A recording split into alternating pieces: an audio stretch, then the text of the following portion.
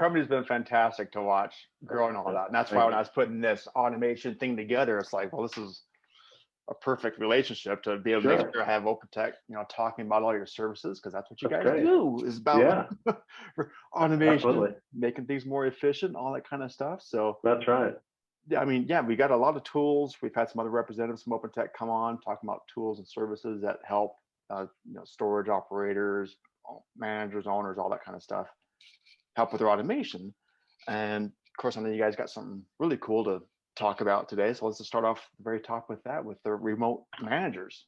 Perfect. Yeah, we're really excited to announce a new platform that we've been developing really for the past 8 months now, and it's called Remote Manager Service. And if you think about it, it's really all about those unmanned facilities. A lot of times when I'm at a trade show, especially the big ones, you'll get the tap on the shoulder and say, hey, we see that you're the kiosk people. We want to be like Storage Express, right? We want to be unmanned. Yeah. How do we do that, right? So what we ran into with all these requests, we really had to be able to close the loop, Jim, and have all the tools and services that we were going to need to be able to deliver these. And basically, bottom line is what we started to find is we needed to have access to the PMSs, right, to be able to do the full move-in. Sure. We really needed to be able to answer any question that they would have. 90% of our service calls in a traditional call center model, in fact, would be referred to manager, right? So we couldn't really do anything in those cases. Yep. Well, fast forward to remote manager, and it's such a dynamic offering when you think about it, what we can do, because now we have all of our tool set, traditional tool set, but we add to that full training, access, resources, and actually supplying the person as the virtual remote manager. So the remote managers are here at the Phoenix office, and we love it. So we go through, we actually look at the specific requirements from each particular storage operator. They're all different, what they're using for a property management system. And we're really targeting anybody with, say, 5 or 6 more facilities to make it economically feasible. Sure. And then what we do is we really hone in on how do we brand specific this, and then we also want to build out what do we do to make sure we have excess capacity, right? Because we know calls don't arrive in any particular pattern. They do the normal histogram, middle of the day. Yeah. So it's really important that you have a lot of team members. So at peak, we're about 150, 160, storage counselors that can handle calls. So when a remote manager isn't available, we also have a whole pool of what we call empowered storage counselors that are trained on the brand, but they do maybe reduced tasks. So they can waive a late fee if that's within the business rules of the operator. Sure. They can actually move people in, move people out. So if you think about it and you compare and contrast, we'll be releasing pricing with the full kind of go-to-market kickoff here in the next few months, but it's significantly less than you could hire a 20-hour-a-week employee to do, a third of what our team is doing, doing the heavy lifting here. And we're having incredible results, pretty much A to Z, anything you can think of. So, whether we're updating, tenant info, that's always a kind of a thing that comes up frequently. Whether we're, enrolling tenants in an auto pay, which is a big deal. If they've got concerns, right? They might have concerns about billing or adjustment. We can process reservations, but we go right to the rentals and move-ins, and we're doing that right over the phone. We can do it with video or without. We can schedule their move-outs. Pretty much everything you can do, including collection calls, right? We have collection tools. I know we're probably going to talk about that. But occasionally a customer, will fall behind and they're not responding to an automated text or a phone call, right?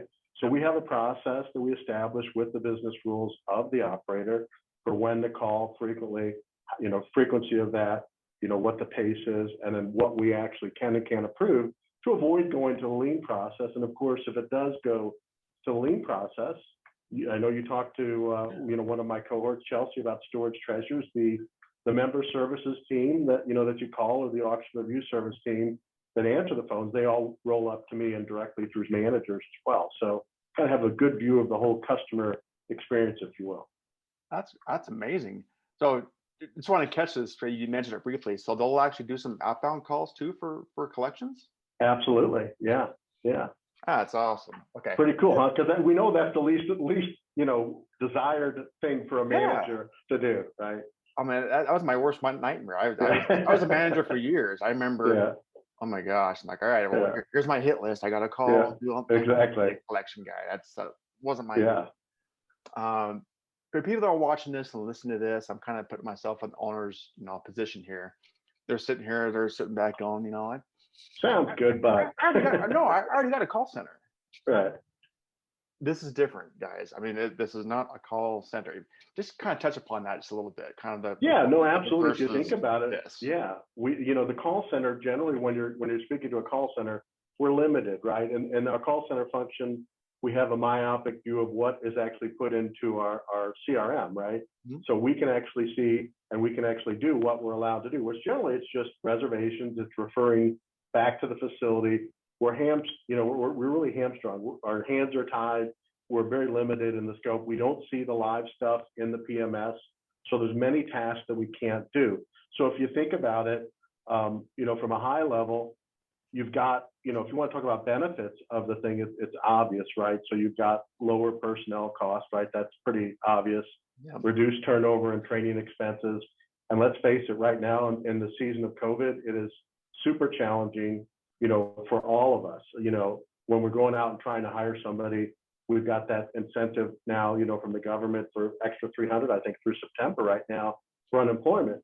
So it's pretty hard to convince people, hey, come to work for us, give up, your unemployment from the state and the extra unemployment money and come to work for us. So that's where we take that burden. We shoulder that. You don't have to worry about that. Productivity, right? We're more efficient because we're spreading this out through hundreds of people, right? Yep. So, and then obviously it's contactless and it really is a flexible service offering. So right now, if somebody says, I know you're doing outbound calls, but can you do a campaign for me too? The answer is we can. We just have to kind of sit down and we have to work with you and establish what type of campaign do you want to do, right? What kind of results, what's the kind of the success factors, critical success factors for this. And then we can work forward and we'll come up with a fair price to do that. So gotcha. We're not a one-trick pony, right? This really is an offering that covers the whole space. And the real benefit, Jim, when you start looking at our whole kind of the concentric circle of all of our offering, you're talking about kiosk, right? You're talking about access control. You're talking about security with what we call Smart Eye. Our team, guess what, has visibility, access, and control over all that stuff. So I can tell you, having been out on a lake with my friend that owns several properties on a Sunday, enjoying a quiet Sunday, and the phone rings, and guess what? It's a customer, they're either locked out or locked in, and he gives his temporary code, right? Yeah. To get into the facility. The reality is you don't have to do that anymore. So if you're using our remote manager service, have our access control, the integration, we literally can go on there, and we can do this also in the call center, and we can let them in and out of the gate based on your business rules, right? If they're customer good standing, or do you just let them out if they're trapped inside? Many outfits are doing that as well. I love it. No, I'm excited. I'm getting into it myself. That's why I wanted to have you guys come on, because especially with OpenTech. I mean, like you have so many tools and all that. It's integrated. It all works together. No, it's awesome. And you kind of briefly talked about, as far as kind of the risk factors of having just, one manager versus, well, now you're tapping into a pool of people and tapping those resources. I want owners to think as you're listening to this, just because maybe you've done something a certain way for a long time. Sure. Great. Things do change. Things do update. Things do flow. I think this last year, where we were forced to kind of change and pivot a little bit of how we were doing operations, it kind of made the light bulb go off with a lot of people going, oh, maybe there is a little different way and more efficient way of running. Exactly. That's why we're talking about this. So just think about, like, with your manager. And again, I love you guys. Again, I've talked with managers forever. I was a manager, but at the same time, it's to me, I'll just flat out draw the line. It's risky and outdated. Right. We're evolving, right? Yeah. And if they call in sick, they quit, and they got to rehire and train. It kind of becomes a revolving door at times. Sometimes my best managers that are fantastic and they have those kind of traits and those kind of characteristics. Well, sometimes with self-storage manager, there's kind of that glass ceiling that you hit. Right. They're going to move on. They're going to find something else that they can do better at. So, That's exactly right. so Let with them, yeah, something let like them this, focus on those. Yeah. yeah. So with something like this, you're able to have great people that you guys are hiring, and we can tap into that.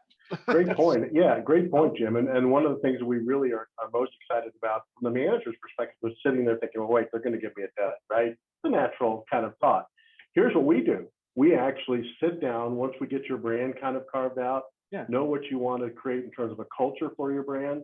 We'll select some candidates, but we actually ask the operators to grab an oar, get in the boat with us and start rowing. We want them to select the right person that's going to fit their brand for those remote manager positions. And it's been super successful.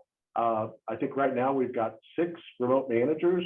We're running about 50 properties in this beta test before we go to market. yeah. That's going to grow to over 100 by the end of the year for facilities under this remote manager tool.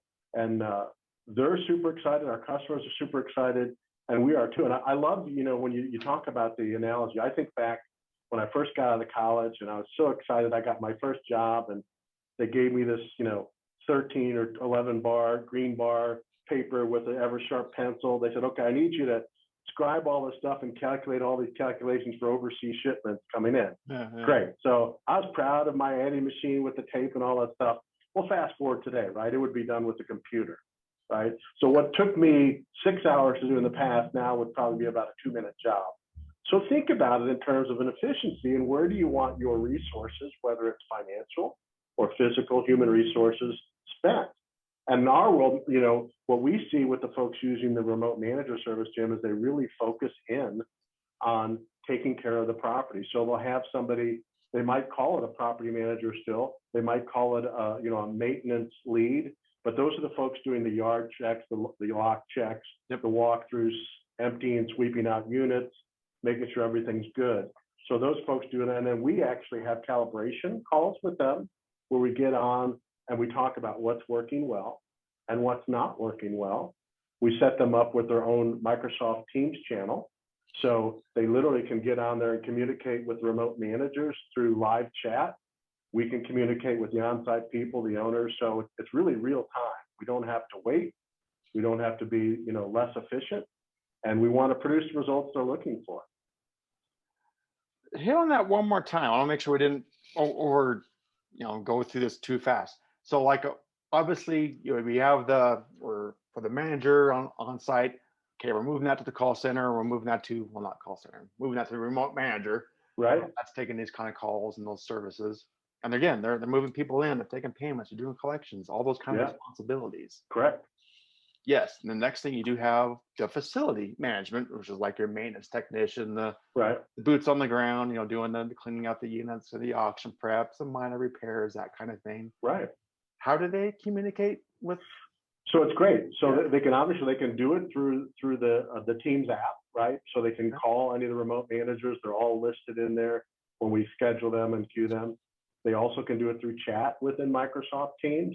They could call old school and use a cell phone, but they're finding it's so much nicer to have a unified communication system, such as Teams, such as Ring Central, because then you can get on there. You have a history of any communications that are going on.